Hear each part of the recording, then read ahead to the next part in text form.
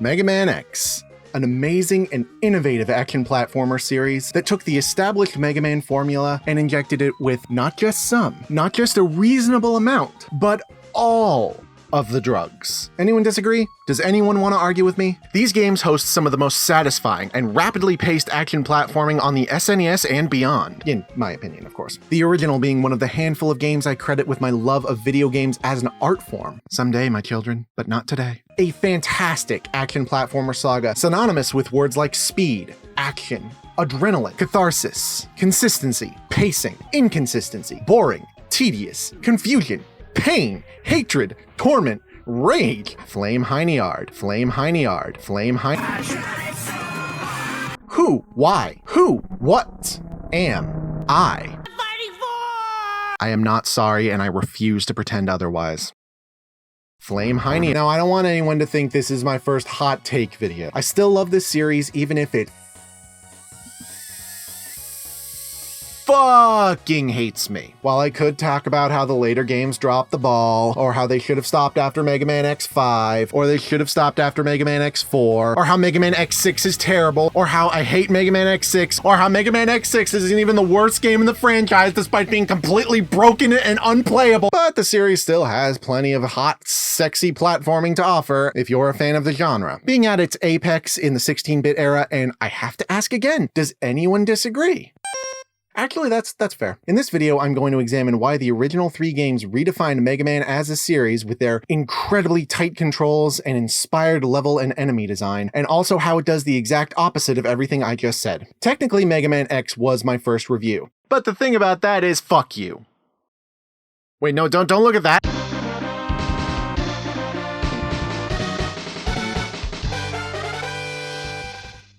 Okay, so then I bounced off the wall over and over again, and then I did that again, and I did that again. Well, I wrapped my tentacles around him and sucked until he exploded all over me. What the fuck?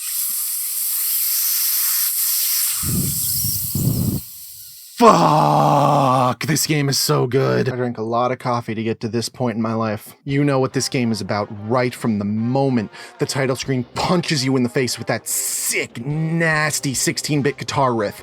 Oh my god, this game fucks. Mega Man X is a non-stop, adrenaline-fueled masterpiece that sees you tearing through its 13 expertly crafted stages with the cathartic, momentum-based platforming gameplay that only stops its breakneck pace to let you admire your handiwork.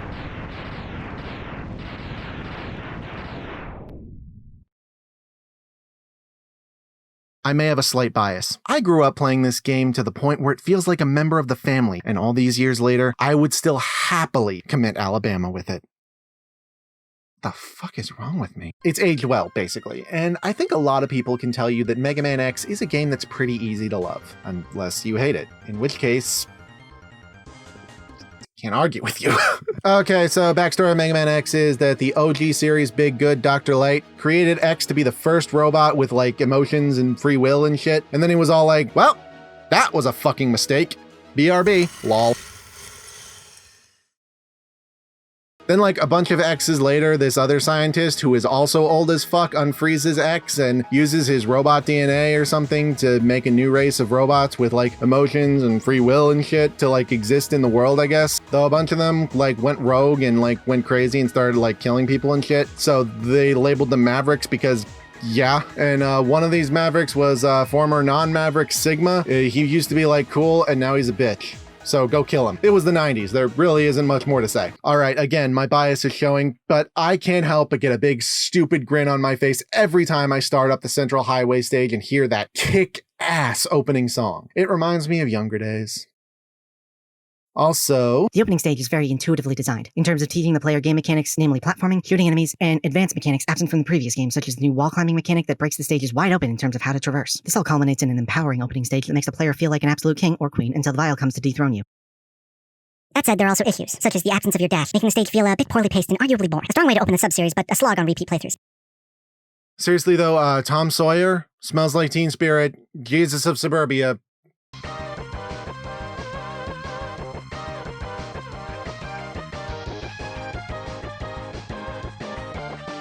Yeah. Okay, in all seriousness, let's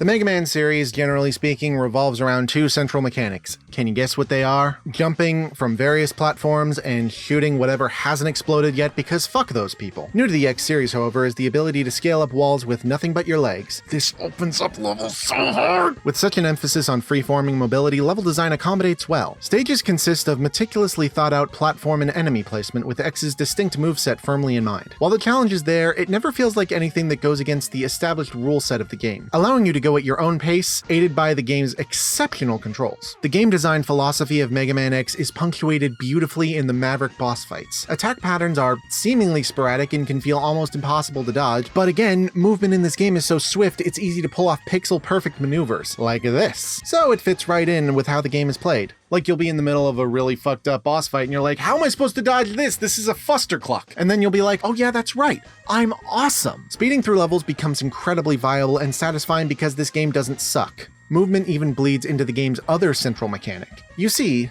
the loving sadists at Capcom loaded even the smallest enemies with just enough hit points to be more than you'd expect. But the game is structured to allow you full control over not only X's stream of shots, that's a sex tape I'd love to never see, but also the momentum of his jump, letting you aim while dodging enemy attacks and dash away at a split second's notice. It never feels like Mega Man X is slowing down to throw more shit at you and pad out runtime. So that's nice. The charge shot, here from the classic series, also adds a nice dash of risk and reward. Do you want to make yourself vulnerable while charging to unleash a big-ass blast that may or may not down an enemy? Or do you chip damage them with greater mobility? Enemy variants also lend themselves well to experimentation, with the ever-expanding and diverse set of weapons X picks up from every boss he offs. Enemy out of reach and moving too much? Hit that bitch with a homing torpedo. Want to avoid losing that last hit point? Charge up Chameleon Sting. It's like you weren't even there. But you were. You were there. It's empowering, building up an arsenal of unique weapons and builds anticipation for what the next Maverick has to offer. Thanks to some well-thought-out enemy placement, the whole weapon system encourages you to experiment and discover that Storm Tornado is the most broken fucking weapon in the game and that everything else might as well just not exist. I should not be allowed to do this. I can shoot a fucking natural disaster out of my hand and that has got to be a war crime. Like, everywhere! Fitting with the theme of self-improvement, the X series scatters hidden power-ups throughout its 8 Maverick stages. In a smart use of sub-weapons, many of them are out of reach without the corresponding weapon. Along with health upgrades, you'll find 4 sub-tanks that are filled up by picking health power-ups when the player is at full health. Thanks, Stingy, and may you forever rot in hell. Most notably is the game's newest upgrade, the body armor, which enhances your charge shot, defense speed, and your head. You can do this with your head now. It is useful precisely no times, but at least I look cool. Still, the use of hidden power-ups is very...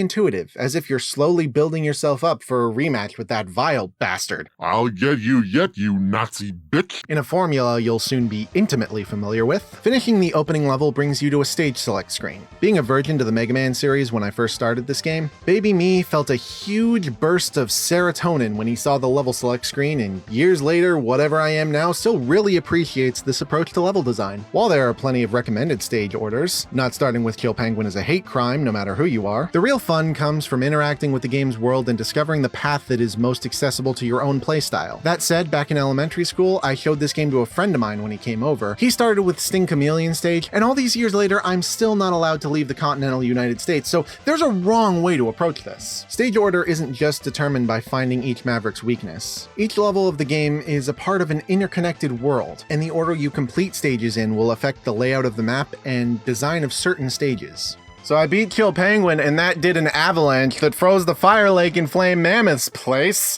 which basically makes the entire stage a joke. The electricity got you down? I know it does. Murder Storm Eagle and crash his fucking airship into the power plant. Millions are dead, and this mini-boss can't do shit! The way different stages affect one another makes it feel like a living, breathing world and not just a series of disconnected levels. While I absolutely love that, especially for the time this game came out, you might remember that time I said this mini-boss couldn't do shit? Here's the thing. Most of these levels just stop being levels if you play them in a certain order. When the aforementioned big-ass airship crashes into the power plant, the power just goes out and the entire gimmick of the stage is just not there. When you have an entire ass stage based around avoiding lava, and you freeze the lava, what are you left with? It's a fucking hallway, that's what. Seriously, when was the last time you played Flame Mammoth stage the way it was intended? And do I need to say it? Do I really need to bring this up? All right. I just wanted to be fair. I gripe, but this is a very well thought out and unique system of level progression. It rewards experimentation and patience. There is an all according to Keikaku feeling when you realize you played the system by affecting the game world. Years later, with the widespread knowledge of Spark Mandrill syndrome, this system has lost just a bit of the magic it had. One quick Google search is all it takes to kill most of the challenge. But with a little restraint, this is a rewarding system that makes you feel like you're conquering a massive challenge with the scope of the entire world. But did you have to fucking put Boomer Kuwanger's heart tank in a spot that you need Boomer Kuwanger's weapon to get it? So I have to do the entire stage 1.5 times? Like, who did I fuck over in a past life to deserve that? So essentially, the worst part of this game is that it gets too easy when you play it for 20 plus years. If that's a flaw, then every game is bad, but it's still worth mentioning, you know? I love this game for its ability to connect the player with its level design and make their own method of experiencing it through their own personalized stage order. Do you want an easier, more power fantasy heavy experience? There's an order for that. Do you want more of a challenge in the level design? Well, play in the right order, I guess. Do you want minimal backtracking? Kindly go fuck yourself. Once you beat the initial 8 Maverick bosses, it's time to take the fight to Sigma's back door. I said what I said. As soon as you enter Sigma's domain, you'll notice a jarring tonal shift just from the opening screen alone. The color palette is much darker and gone is the high-octane rock music, replaced with a much more ominous and somber track. Sigma Stage 1 is an underrated gem in the musical catalog of Mega Man that in my opinion is up there with the first Wily stage music from Mega Man 2 in terms of setting an atmosphere of finality. If this song had lyrics, they would all be, "Zero is gonna fucking die." Oh hey look.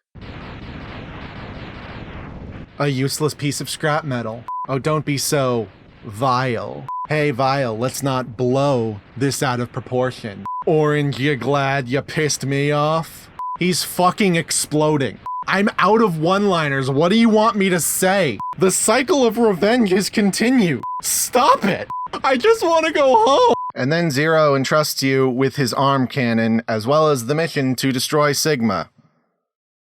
And then he fucking disintegrates. On a personal note, I always like to wait until the final level to get the arm upgrade. I don't know, it's just kind of a cool symbolic passing of the torch. Like, you finally lived up to Zero and now he's dead. So you have to continue the mission without him, but like, you have his arm upgrade, so he's like, his memory is still there and shit. I don't know, I just think it's kind of cool symbolism. Also, I'm not gonna do this jump. Fuck this jump. You actual lunatic, you did this. It's actually 100% the second thing now that I think about it. Fuck this spider! Fuck this spider while I'm at it for giving me a fraction of a microsecond to learn its bitch-ass pattern before it hits me. Sorry I don't have better reflexes than Jesus Christ God Monkey Lord, you fucking ableist fuck! And then this was the one time that I was actually able to beat it on the first try, thus disproving my entire point.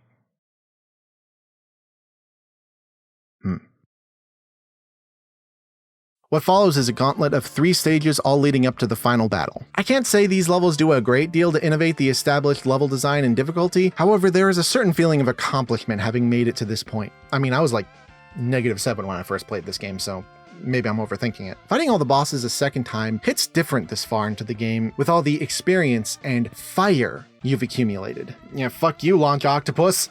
Now it is I who sucks. It also helps that the boss fights are sprinkled throughout the entire stage and not just in a semicircle around the room waiting for you to explode them one by one in a tedious, soul-sucking manner. Thank God they made a habit of this. Look, I'm sorry, I can't live like this anymore.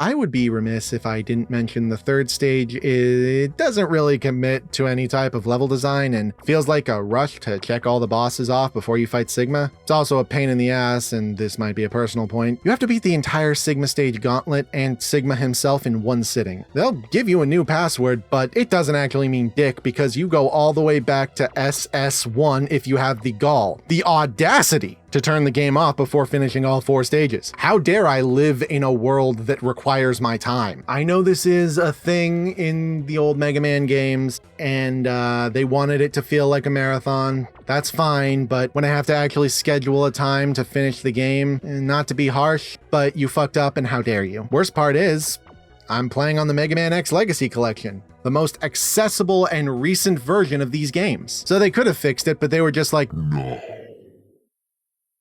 On the plus side, there's less of a chance of you actually wanting to prematurely turn off the game because Mega Man X has one of the most absolutely brutally difficult yet magnificently well-designed final bosses in the series. I will die on this hill. Sigma uses a laser sword. That is a lightsaber that takes a huge bite out of your health bar on contact, jumps around the arena, shoots shit from his forehead, why not? Really just leaves little room for error with a tricky to decipher pattern. Adding to this, the music is a frantic, fast-paced jumble with little rhythm used mostly to psych your ass out, and it worked. I will never love again. In tandem with the music, the first phase is a frantically I just read that. Oh no, I didn't. In tandem with the music, the first phase is a frantically paced scramble to survive. Any contact with Sigma feels like a death sentence. It's a fucking adrenaline rush, and I love it. Did I mention I'm a little biased? Did I mention the second form is a legit beast? Like, if you aren't reactive enough, like, 4 times, you'll explode. I swear, every time I think I have the timing down, I don't have the timing down. But the controls are so good that despite the overwhelming difficulty, it still feels like I fucked up. You beautiful bastard, you stuck the landing. God, I love this Fucking game. Holy bitch tits, this ending is grim. Especially by 90s standards. X is staring at a cliffside. No, he's standing on a cliff. X is standing on a cliffside, staring down in the desolation that he helped cause, and has a fucking existential crisis about whether or not the violence will end, and if anything he did would actually matter in the end. You know, most video games of this era are content just giving you a poorly spelled congratulations screen and then letting you fuck off to live your 90s kid life. But no, this one gets fucking existential and gives you an empty feeling that makes you question if anything you did actually mattered. Oh, and guess what? Mega Man X2 is a thing, so the answer's no. Fuck you very much.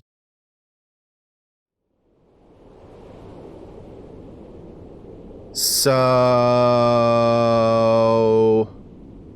I forgot to write a conclusion paragraph for Mega Man X1, so here are my off-the-cuff, rough draft final thoughts.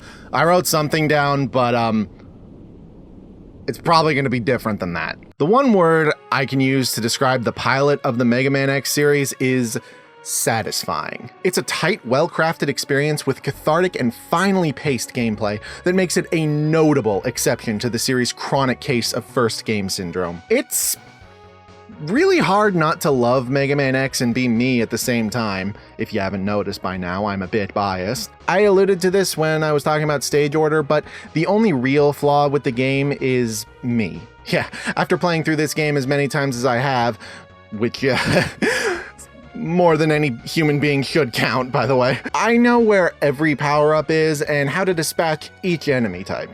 There's really no challenge left anymore, and I hate to say it, but it has lost a bit of the initial magic it had, because I'm old as fuck and don't know when to just die. But I mean, hey, you know, that's what sequels are for, right? Right?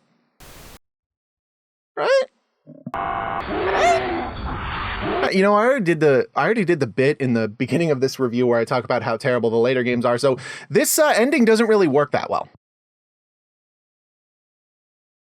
I need a second. Can you give me a second? I need a second. And then I got a pop filter for my birthday, so the rest of the review sounds different.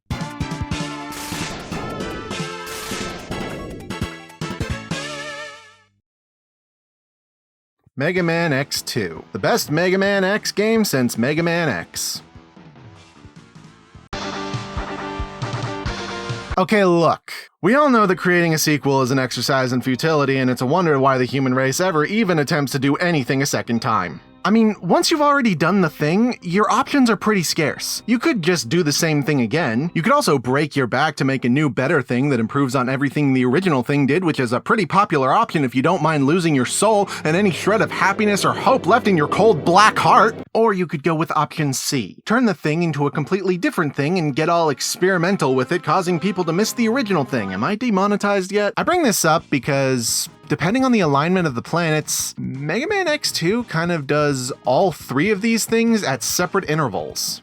All in all, we're left with another great entry in the Mega Man series that tweaks the formula just enough to keep things interesting while staying true to what made the first game such a blast. The brief times when it does try to reinvent the wheel are unobtrusive at best, and at worst, I actually think I should be put on suicide watch, but we'll get to that. So how do you sequel Mega Man X? Once you go through hell and gain the strength needed to face an enemy greater than you, culminating in one bitch-ass whore of a final boss, and then toppling the entire insurrection, realistically, all that's left is to go after fragments of the army. This will be the framing device of our first level.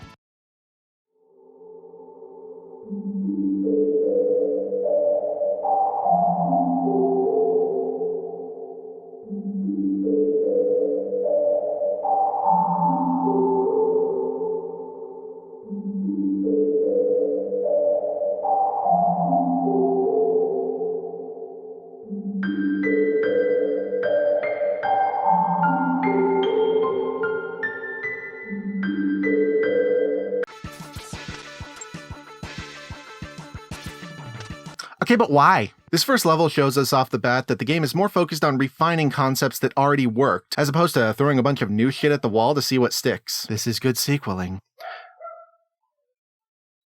The neighbors have a dog, apparently. We're given new enemy types that behave differently from past foes, and a look at this game's focus on vertical platforming, which is a natural progression based on the previous game's use of free-flow movement. I gotta be honest, it is some kind of empowering to blow up an entire fucking fat-ass screen-encompassing fat robot after I couldn't even take on a weirdo who got lost on his way to Comic-Con. There! I made the fucking reference! So we're off to a pretty strong start with this sequel. Oh, and what's this? Plot and mystery? The intrigue of an unknown evil? In a Mega Man? Don't get excited. You guys fucking heard that dog, right? Capcom does not waste time reacquainting the player with the game's mechanics. Jumping and shooting are still fun because, no shit, Mega Man, but in a twist, you're equipped with the dash from the start, which works to seamlessly bridge the two games. That's pretty smart. There isn't much point in giving you a move to rely on, only to strip it away in the sequel and make you relearn it how to play the game worse. It's good sequeling, I'm just... That's some good sequeling. I need to stop making up words. You'll also notice here that the game will experiment a bit with already established mechanics. You remember wall climbing from the first game? Of course you do. It was a natural way of expanding traversal options from the classic series and was implemented so well it became second nature. And now it's back in the sequel, only walls close in sometimes. There's a time constraint to worry about now when you have to use it to get out of a death trap. I thought this was really clever. Oopsie doopsie. From here you can infer that they aren't going to be afraid to experiment just a little bit. Not a lot. What are you, crazy? It's Capcom we're talking about. They literally made the same game 6 times and you fucking bought it. On the subject of light experimentation, let's talk about the armor upgrades. I am fucking infallible! Armor pieces in this game largely function the same, but with slight quirks to make them an overall better set. The boots allow you to dash in midair now. Not much to say about that other than, yeah, why would they not do that? It gives so many opportunities to speedrun through the stages or dodge seemingly unavoidable attacks, and you just look really cool doing it. It's one of those things where you don't have it, and then you get it, and you wonder why you didn't have it in the first place. And that's just good fucking game design, damn. The armor still halves the damage you receive, but the most metal shit ever is that any amount of damage you receive fills up the Giga Crush meter, and when that thing is full, you can unleash all of the pain you have endured upon those who have done nothing to harm you, thus perpetuating the endless cycle of abuse that will inevitably lead the human race to its well-deserved extinction. Oh. Guys, I really like the new X-Buster. It gives you a second shark shot in case you miss the first one, and they're all like, ha ha ha, and you're all like, behold the power of 2 hands! I feel like this is broken. but I don't care. Because to balance this out, in a shocking twist, the helmet is now less functional than before! That aside, I must say I love using this set of armor, more so than the first game. Getting them, on the other hand... X2 really dropped the ball with collectibles. Not just armor, but sub-tanks and hearts are also included in my indignation. In the other X games, the hidden power-ups are, well, hidden. There's an element of discovery to finding this game's side content, which leads to plenty of, hey bro, check this out, moments. It's not like this is absent from this game, but more often than not, the method to finding an extra felt more like padding. You know, that thing X1 specifically avoided. It's like they didn't care how annoying something was to reach, it just had to be more difficult than in the last game, with no regard to how obstacles surrounding it were designed. There's an over-reliance on suicide jumps, and backtracking to use abilities you get from completing other levels. Who hurt you, man? I enjoy the bit in Flame Stag where you need to use an enemy as a platform by luring it higher to the rock wall. That was cool. It is not cool to have to kamikaze yourself on a bike, and you can quote me on that forever. I have to assume there are people who enjoy finding power-ups this way and find this a clever method. If that's you, then that's great. I'm glad this type of game design does it for you. For me though, coming back to collect these things gets worse on repeat playthroughs. I know the excuse is that they're optional, but so's a fucking prostate exam. Do you think I can get through a stage with this pea-sized life bar? You overestimate my power. Think of it this way. In X1, if you can't reach a heart, you just say, oopsie doopsie, silly me. In X2, you miss the jump, you must die. Dude, when I'm reviewing this, I'm 27, but when you see it, I'm gonna be 28. Like, the fuck is up with that? Like, I'm gonna die! While I'm whining, the bosses are also kind of a mixed bag. There are gems, like Overdrive Off. I hate that name. Who named that thing? Fuck you. There are gems like Overdrive Ostrich and Morph Moth that keep the frame-perfect yet recognizable attack patterns of the first game's bosses. But this game also has the absolute worst thing to ever befall mankind, so there's not much consistency. Now you're just being a wheel hater. Okay, but let's talk a bit more about the overall level design, because X2 does a bit to complement X1's level design as well as taking a fair amount of risks. I think the air in my lungs just tried to kill me. There are times when this pays off and gives a map its own flavor. There are also other times. I can point to individual moments in Mega Man X2 where movement options are being used to their full potential. The searchlights in Magna Centipede's stage, forcing you to be more methodical with movement and plan when to dash. Using a hover bike to maneuver the long and rough terrain of Overdrive Ostrich. The volcano being a motherfucking volcano. But otherwise, the game just seems more preoccupied with showing off the power of the big bad Super Nintendo with those sexy wireframes. I should never do that again. As a result, there exist levels with ideas that don't feel fully formed. Look, Morph Moth stage has a magnetic ceiling. How does that affect gameplay? It does not, but it's there, and it wasn't there before, so this game is amazing. How about the weather mechanic in Wire Sponge? It does exactly nothing. Caterpillars. Like I'm sure they knew what they were going for. Oh, but of all the gameplay additions, there was one that they committed to. You're free! After you complete any 2 levels, these chucklefucks will RNG themselves into different stages on the map and can be accessed by going through alternate stage routes. Under the premise that each of these 3 are holding one of Zero's parts. Oh yeah, Zero's alive. He survived, that's a thing. I couldn't tell you how, because last time I saw him, he was disintegrating for no reason, and that's not even touching how they managed to find his legs. Explain how any of this shit makes sense. I cannot die. I am indestructible. Good enough. If you enter a level they're in without going through their hidden boss door, you lose the ability to fight them in this playthrough, and whatever part of Zero they were holding on to, thus locking you out of the good ending. They'll take Zero's balls and go home. Fucking validate me! It can throw a wrench into the way you select stage order, because if they invade a stage you're planning on doing next, you'll have to decide if it's worth seeking them out and fighting a boss you may be unprepared for, or skipping them, losing the part they're holding for the rest of the playthrough. It adds a bit of strategy to how you may want to approach the level, and is a clever and non-intrusive way of giving the villains a sense of presence that makes them more of an obstacle in your quest. This would be great if fighting them was remotely fun, but Agile's fight's pretty good actually, with a solid set of attacks that require frame-perfect actions to dodge. It's cleverly designed enough, but nothing to write home about. His constituents, on the other hand, can actually blow me. Violin just has an indistinguishable attack pattern, and Sergei's is a clusterfuck of sensory overloading bullshit that makes me question what exactly anything is. Also, did you know he's Dr. Wily? 'Cause he is. I'm sure glad that came up before he fucking exploded. This mental breakdown is brought to you by our sponsor, fucking death. This almost makes sense. Of course these fights are hard. They're bonus bosses. No one's holding a gun to your head and telling you to fight them. Yet. I hate you! But there's a difference between hard and a blatant infraction of the Geneva Convention. I don't think these fights are particularly well designed is what I'm getting at. That's only half of this rant though, so I'm gonna put a pin in this for now. Just remember all the things I just said. So you beat the 8 Mavericks, you got all the armor, heart containers, and sub-tanks, or you cheated. You've gathered all of Zero's parts, and now you want to die. So you're off to the X-Hunter stages. They're okay. I mean, credit where it's due.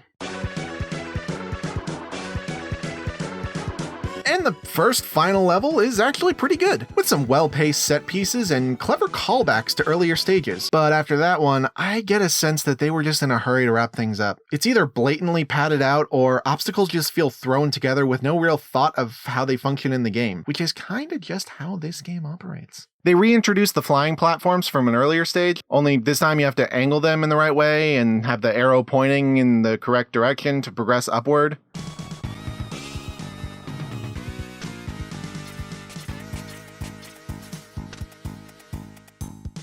Did you forget? It should be illegal to have this much fun.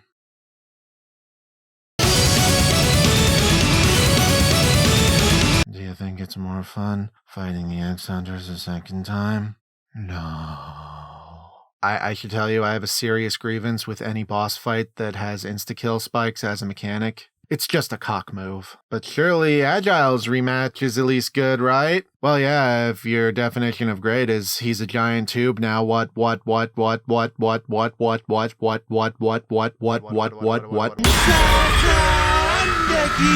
So you kill the X-Hunters. They're dead and you exploded them. They're not coming back. Fuck you. But since the game continues to exist after a painfully tedious boss rush, or just a boss rush, you reach the final stage, which is really just 1/10 of another stage. Why Magnus Centipede? Like, why not just take us back to the first level? At least then we'd have some bookending. Like, you're even playing the music for— You finally make it to Sigma, who is actually alive and has been orchestrating the events of this entire game, accompanied by— Yo, holy shit, alive. Which brings me to my second half of the X-Hunters rant. The consequences for failing to acquire Zero's parts from the X-Hunters: Sigma reconstructs Zero himself, and you're forced into, hot take, the best boss fight in the game. I mean, competition ain't stiff, but Zero only has a few attacks, none of which are terribly difficult to dodge.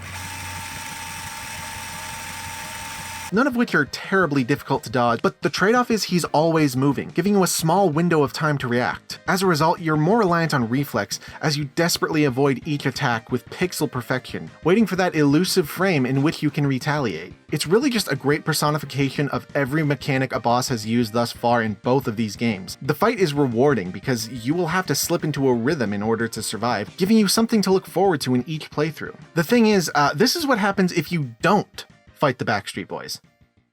I got tired of typing X-Hunters. What happens if you do? Sigma makes his own original Zero recolor Do Not Steal. The real Zero explodes it, and the player is tasked to move on with their life.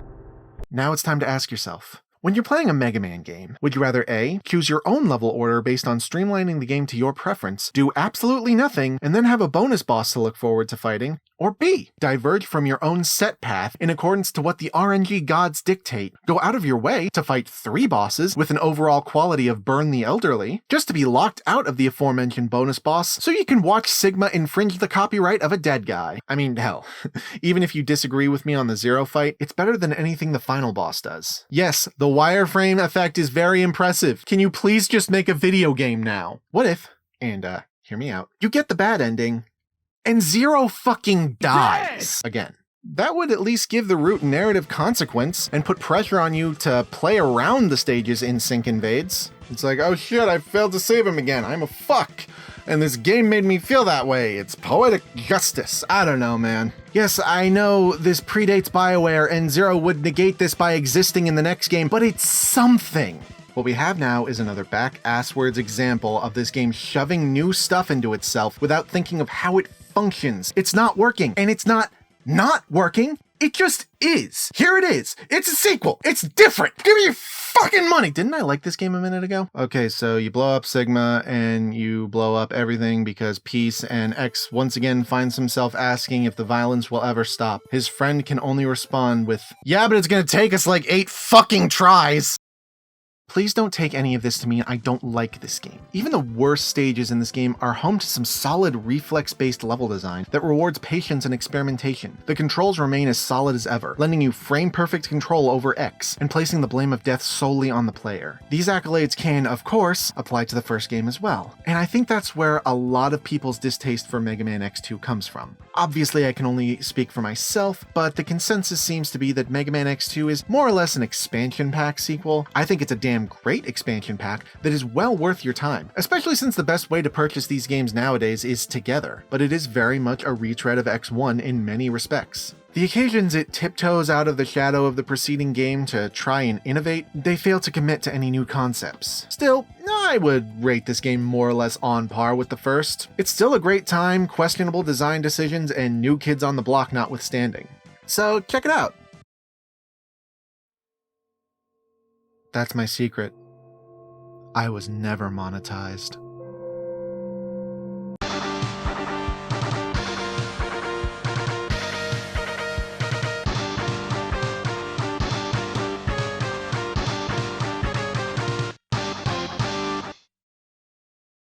Before we really dig into the meat of Mega Man X3, I want to take a moment to highlight a piece of level design that I appreciated. Halfway into this game's obligatory ice stage, there's a sub-tank that lies just out of reach of your long jump. After several attempts to make this jump in vain, I inevitably had to wash my hands of it. Later on the same screen, I came to a large horizontal gap, and after some trial and error, I nailed the frame-perfect jump and was greeted by my first Dr. Light capsule, which contained the game's boot upgrade. Finally, I can dash in midair and upwards? Well, this is a development. It then occurred to me that I can get the sub-tank now due to this one game's very specific innovation. Maybe this doesn't mean much, but this one scenario gave me a nice sense of delayed gratification in the form of intricately thought-out level design, which is something Mega Man X3 sorely needed more of.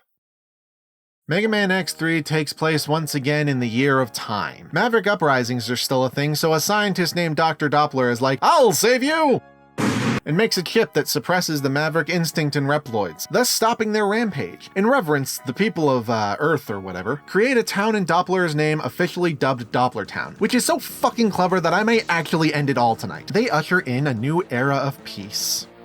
An era that lasts like 12 seconds before explosions continue to happen, because the chip actually makes them twice as Maverick and subservient to the good doctor, who is actually the resident big bad of this game. Now we gotta take him out for peace. I'd call this a good twist and clever callback to the mad scientist trope the original series loves to court, but we all know by now if it looks like a Zant and smells like a Monokuma, we're probably in for a hijacking. For those of you who don't speak TV tropes, I'm saying Sigma did it. Now, to be fair, the plot isn't the deal breaker here. If I was judging these games solely on story, then Mega Man X4 would be the Sonic 06 of this series, and that game has a motherfucking flame sword, so obviously that's not the case. The opening stage starts exactly how you would expect, introducing enemy types, reacquainting you with past mechanics until we finally see a familiar face in the form of fan favorite Mac. Ah man, all things equal, it is genuinely reassuring to see someone I can trust.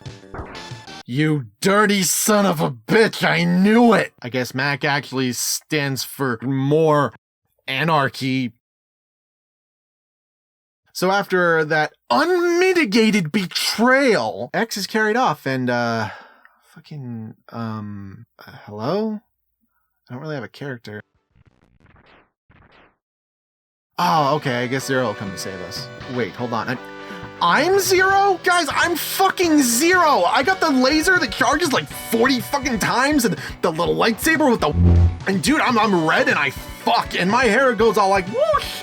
Y'all bitches better watch the fuck out because I am awesome! This is actually the worst part of the entire game. 2 games in, you finally let players take control of Zero, the robot cool older brother character who is also a robot, and this is the best you can do? And look, it's not that he's a clunkier version of X. That doesn't help, but he's got a longer life bar and a strong but short range attack, the aforementioned, so it balances out. But there are design decisions at play here that are simply baffling. First off, Zero and X don't share collected upgrades, so Zero is essentially worthless once you make anything resembling progress. There's no point in switching to him. Not that I would, because motherfucker has one life. I don't mean if he dies once, you start over again. I mean one life total. If Zero dies once, you lose him for the entire playthrough, and coupling that with X3's affinity for leaps of faith, I dub this mechanic bullshit. Not that it matters too much anyway, since when you do have him, he can't enter boss doors or even fight mini-bosses. I think I'm turning red. That's not good. As soon as you're within spitting distance of a boss of any kind, the game pauses itself against your will. X will chime in that he's got it from here, losing you your freeloader for this stage. Now look, as a straight man, you couldn't fathom the things I would let Zero do to me. I'm a fan of this character, but I've got some questions on the division of labor here. You spend the first game searching for a door, are dead for the majority of the second game, then you just fuck off while I tackle the final boss, and when you finally contribute, you half-ass it. It was not by my hand that I'm once again given flesh. The fuck are you talking about? What are you even doing behind that static, Zero? Zero, I need your help with— Iris! Ah! In summation, they had an idea for a mechanic, were terrified to develop it, and then just left it there to stick out like a fucking tumor. We've seen this before, and spoiler alert, it's not stopping anytime soon. Back on topic.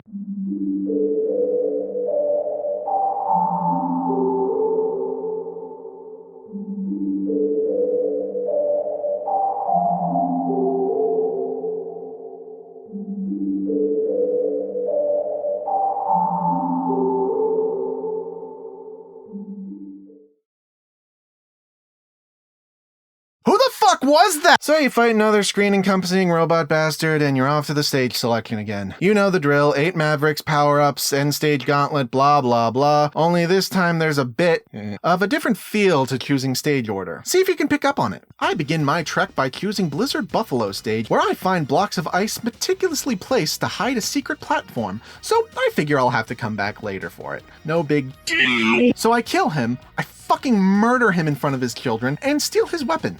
So, next up is to fight Toxic Seahorse, right? No.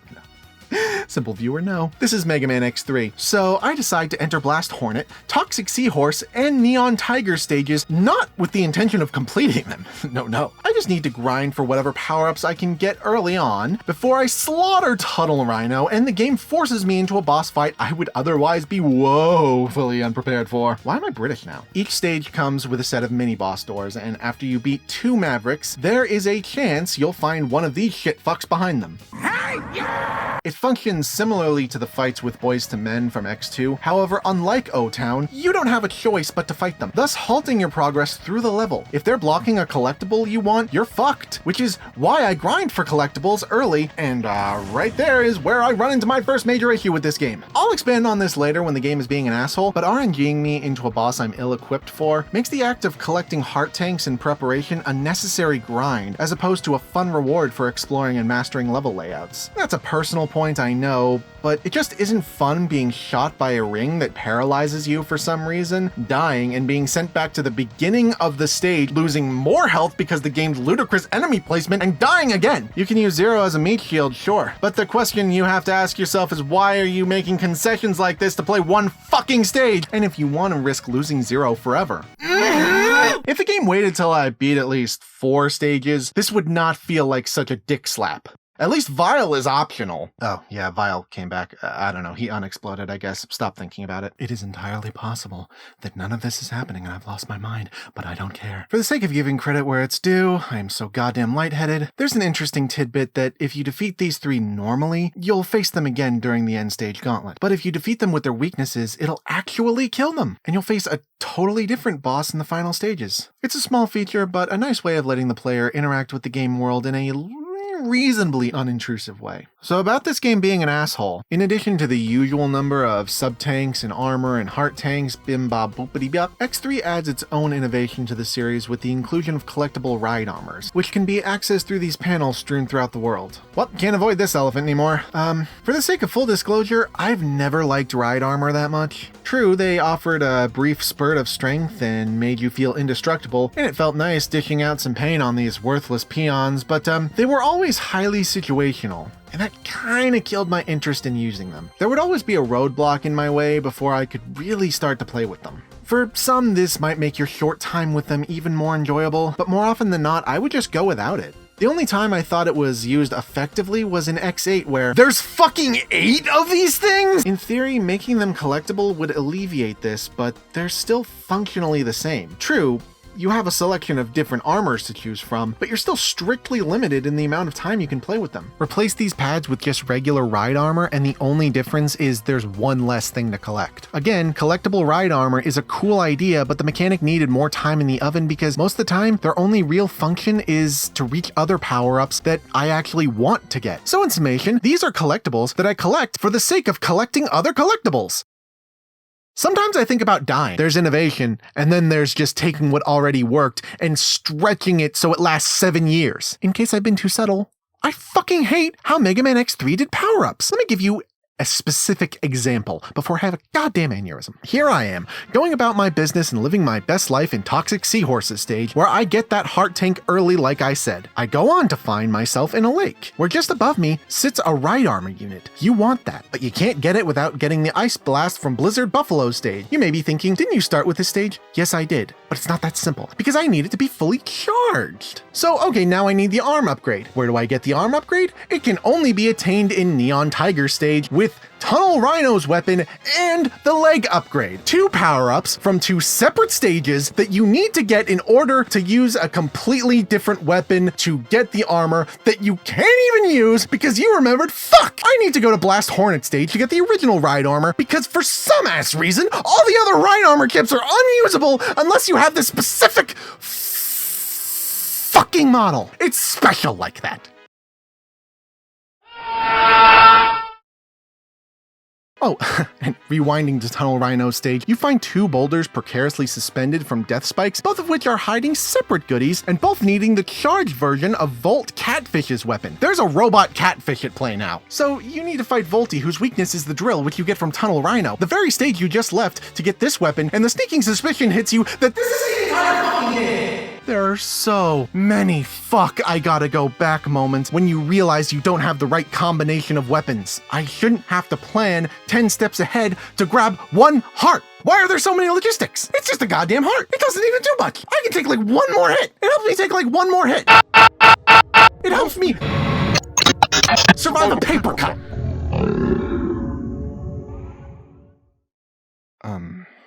So apparently I've been holding that in for over a decade. Moving on. Oh fuck, I forgot the armor chips! So for the first time in the series, you can upgrade one of your 4 armor pieces you collect. It's a good idea to let you upgrade stuff like the helmet. That doesn't tell me anything. That's just boxes. But I do literally mean 1 of 4 because once you make a choice with no warning prior, you are stuck with whatever chip you install. This actual pre-recorded old bitch will miraculously know which armor chip you have, fold his arms and say, "Life can be cruel."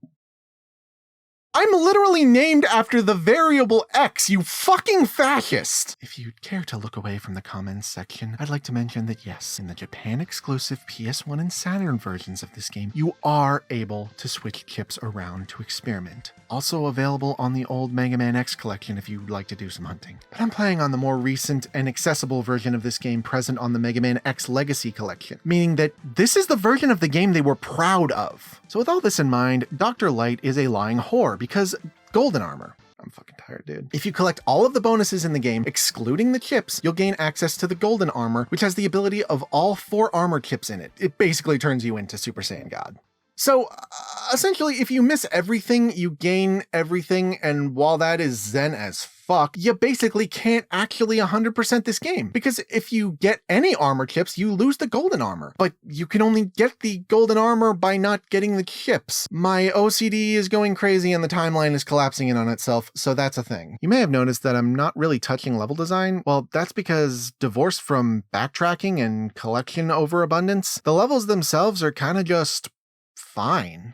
I mean, it's okay. The momentum-based platforming, the fast-paced enemy dodging in combat, the various weapons that change your approach to certain encounters, it's all there, but none of it is particularly interesting. Enemy placement feels haphazard, and most of these new enemies compensate for lazy design by giving them too much health. X3 just kind of stuffs itself with new items that change the game in minuscule ways and then just goes through the motions. It's not a bad game, but everything it excels at was done better in the last 2 games, and all of its innovations are significant drawbacks. Zero doesn't live up to its potential. Collecting upgrades is a backtracking chore. The new cast of Mavericks feel uninspired, and their boss fights are marred by obnoxious attack patterns and an over-reliance on unbreakable combos, as opposed to actual thoughtful boss design. I end up using weaknesses more to just get it over with as opposed to that actual aha moment. And you have to notice by now that most boss patterns are just kind of running back and forth. Blizzard Buffalo's okay though, I like that one. His clutch reaction-induced attacks gave my thumbs a decent workout. He's also one of the more unique bosses in the game, having a larger arena, but also moving at a faster rate to make it actually work. Thanks, Blizzard Buffalo. The reckoning shall begin with you. Okay. So the Doppler levels suck. Dr. Kane tells you he analyzed the chips of the exploded Mavericks that completely exploded with nothing left of them, so how the fuck did he even do that? And concludes that Doppler is building some kind of battle body. But for who? Sigma. It's always Sigma. They even say it. And you go through the most obligatory, padded out levels in the series so far. Though there are some okay and unique platforming challenges, and having Zero can affect how the ending plays out slightly. I know there are no stupid ideas, but when an employee says, "What if platforms were literally snails?" it might be time to downsize. So you have a unique but easy boss fight and find out that Sigma is a virus, and that's just something we need to accept. So it's off to the final boss with Sigma's ultimate battle body, capable of such devastating techniques as going back and forth slowly and shooting missiles in an erratic but recognizable pattern. This did give me a lot of stress while trying to reach his already minuscule hitbox, I'll give him that. Until I realized I can just aim for his big-ass shoulders. So Sigma dies to Zero's antivirus lightsaber because God is dead and we fucking killed him. Everything explodes, and X, looking down at the desolation, solemnly says to himself, "I should kill Zero." Dude, the fuck?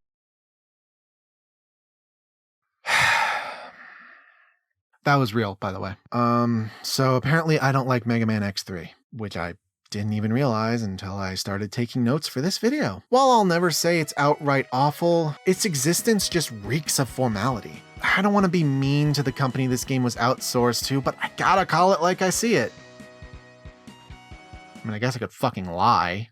I'm not in goddamn court. Mega Man X3 is not great. In most series, this would be considered the low point, but Mega Man X has much more to say.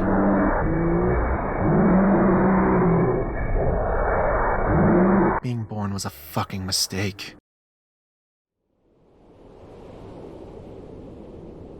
Why are you still here? I've been talking for 30 years. Do I really need to expand? How do you not get it?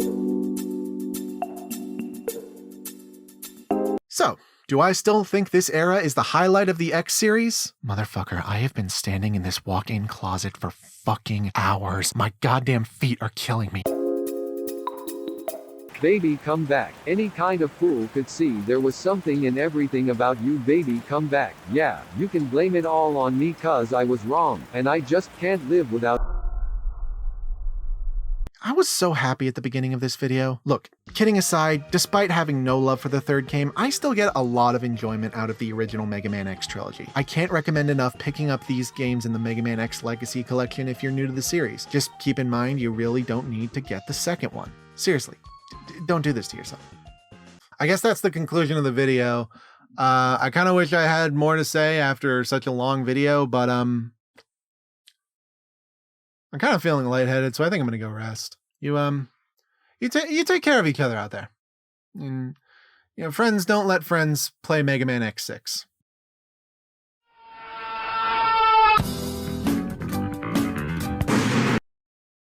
Subscribe or Doc Robot will teabag your grandma. I am not joking.